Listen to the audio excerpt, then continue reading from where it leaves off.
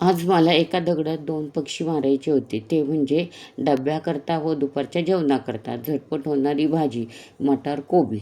गरम तेलात जिरे, मोहरी तडतडली की हिंग, चिरलेल्या 2 मिरच्या, कांदा घालून परतूयात. टोमॅटो घालू, त्यात मटारचे दाणे घालू, हळद, लाल तिखट, धनेपूड, जिरेपूड घालून परतूयात. कोबी घालून परतूया. ह्या भिजवलेली हरभरा डाळ घालूयात. कोबीचा उग्रपणा कमी व्हावा ह्याकरता गूळ घालू, यामुळे भाजीची चव वाढते. चवीनुसार मीठ, वरून कोथिंबीर.